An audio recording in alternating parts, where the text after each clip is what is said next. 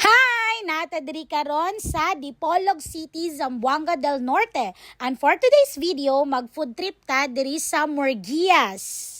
Ayan, let's go!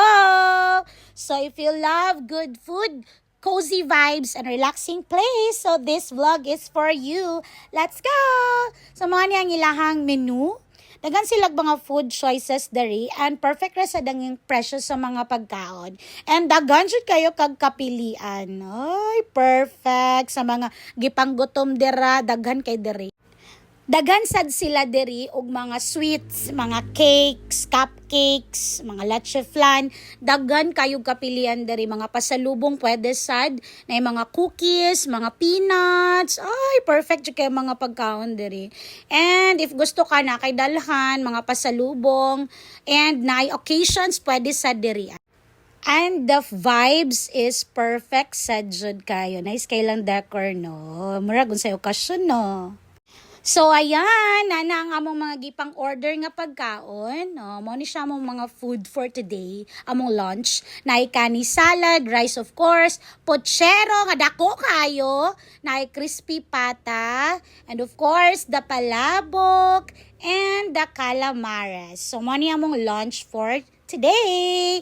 Ay, perfect kayo nilang pochero kay aside sa dako kay siya, lamisad kayo ang ilang sabaw. And the order po make shake. This is avocado shake. So laylay gi-order ang ako mga sakop na yung mango shake, durian shake, so dagang kapilian. And let's eat na. So kay naman na tong bana karon. So mag-inartit ta, magpahukad ta og loto kay Disney princess biatag na atong bana. Pero pag wala, ay Diyos ko na lang. So ayan, nagkaon na akong papa. Enjoy, mother. Ayan, si mother. And of course, may isa ka sister. Ang isa ka sister kay videographer. So, magukad tag sabaw. Kay lami kay higop og sabaw. Ooh, perfect. Ayan, calamares. Sarap. Sarap kay lang calamares ay. Ay, baka busogid kayo. So, sisig. And then rice.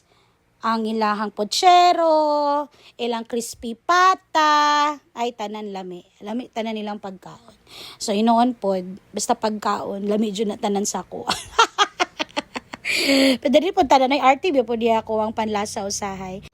And then the very last one is the palabok. Oy, perfect sa dang palabok. So actually no ilang food diri kay lami. Pang bahay jud siya, pang lutong bahay. And pang Pinoy jud kayo siya nga lasa. Oh, I'm sure ganahan sad kay mo diriya. And ang naulahi nga halo-halo, may gani kay nakaapas pa. So overall, nice kayo akong experience diri sa Morgias restaurant. From the place, the food, up to the service, okay kayo tanan. And perfect siya for chill moments and food trips with your loved ones. So that's it for today's vlog. Don't forget to like, follow, and share for more food trips and travel vlogs. See you on my next video. Bye guys!